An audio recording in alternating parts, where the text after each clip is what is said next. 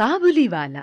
सहसा मेरी 5 वर्ष की लाडली बेटी मिनी अगड़म बगड़म का खेल छोड़कर खिड़की की तरफ भागी और जोर जोर से पुकारने लगी, काबुली वाले, ओ काबुली वाले।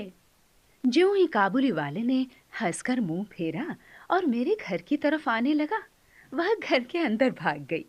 उसके मन में डर बैठा हुआ था कि काबुली वाला बच्चों को पकड़कर अपनी बड़ी सी झोली में डाल लेता है। काबुली वाला आकर मुस्कुराता हुआ मुझे सलाम करके खड़ा हो गया।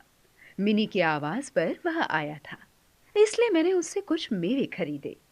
उसकी बातों से पता चला कि उसका नाम रहमत था। मिनी का डर दूर करने के विचार से मैंने उसे भीतर से बुलवा लिया। काबुली वाला झोली के अंदर से कुछ सूखे मेवे निकालकर मिनी को देने लगा, पर वह किसी तरह भी उन्हें लेने को राजी नहीं हुई। दुगने डर से मेरे घुटने से सटकर मेरे पैरों से लिपट गई। इस घटना के कुछ बाद एक दिन मैं किसी आवश्यक कार्य से बाहर जा रहा था। देखा कि दरवाजे के बाहर बेंच पर बैठी हुई मिनी काबुली वाले से हंस हंस कर बातें कर रही थी। काबुली वाला उसके पास बैठकर बड़े ध्यान से उसकी बकबक सुन रहा था। पिता के बाद शायद यह पहला व्यक्ति था जो इतने ध्यान से उसकी बकबक सुन रहा था। मिनी को उसने ढेर सारे मेवे दे रखे थे। मैंने रहमत को अठन्नी देते हुए कहा, आगे से इसे मेवा मत देना। धीरे धीरे काबुली वाला लगभग प्रतिदिन आने लगा। अपनी मीठी मीठी बातों से और पिस्ता बादाम देकर उसने मिनी के नन्हे से दिल का विश्वास पा लिया था। वे आपस में दोस्त बन गए थे। दोनों में कुछ बंधी हुई बातें और हंसी मजाक चलते। रहमत मिनी से कहता, मिनी, तुम क्या ससुराल कभी नहीं जाओगी? मिनी उलट कर पूछती, तुम ससुराल जाओगे क्या? रहमत घूंसा दिखाकर कहता, मैं तो ससुर को खूब मारूंगा। और मिनी खूब हंसती। प्रतिवर्ष माघ के महीने में रहमत अपने देश चला जाता। इस वक्त वह अपना सारा समय उधार का रुपया वसूल करने में जुटा रहता, किंतु फिर भी वह मिनी से मिलता अवश्य रहता था।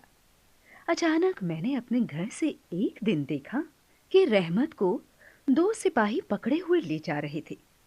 रहमत के कुर्ते पर खून के दाग थे और एक सिपाही के हाथ में खून से सना एक छुरा। पूछने पर पता चला कि वसूली के समय किसी व्यक्ति ने रहमत से झूठ बोला और पैसे देने से इनकार कर दिया। बात बढ़ गई और रहमत ने उसे छुरा भोंक दिया। छुरा मारने के अपराध में रहमत को कई वर्ष की जेल हो गई। धीरे धीरे हम काबुली वाले को भूल गए। कितने ही वर्ष बीत गए। उस दिन मिनी का विवाह था। घर में खूब चहल पहल थी कि अचानक काबुली वाला मेरे घर आया और मुझे अभिवादन करके एक ओर खड़ा हो गया। उसे पहचानने में मुझे थोड़ा समय लगा। अचानक वह बोला, मैं बच्ची से मिलना चाहता हूँ। मैंने उससे कहा, आज घर में बहुत काम है, किसी से भेंट ना हो पाएगी। मायूस होकर वह बोला, यह अंगूर, बादाम, किशमिश बच्ची के लिए लाया था, उसको दे दीजिएगा। मेरे पैसे देने पर उसने लेने से इनकार कर दिया। फिर बोला, बाबूजी, आपकी लड़की की तरह मेरी भी एक बेटी है। यह कहते हुए उसने अपने कुर्ते की जेब में से एक मैले कागज का टुकड़ा निकालकर सावधानी से उसकी तह खोली।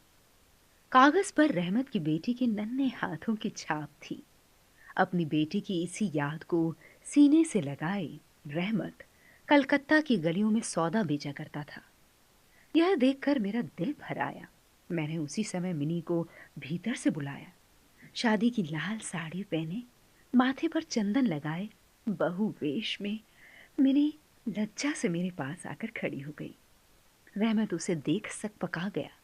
मुन्नी, ससुराल जा रही है क्या? मिनी अब ससुराल का अर्थ समझती थी, इसलिए शर्मा गई। वह अंदर चली गई।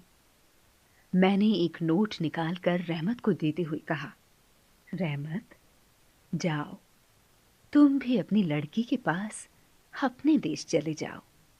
तुम्हारी बेटी भी अब बड़ी हो गई होगी, उसकी भी शादी करनी है ना? गहरी सोच में डूबा रहमत भारी कदमों से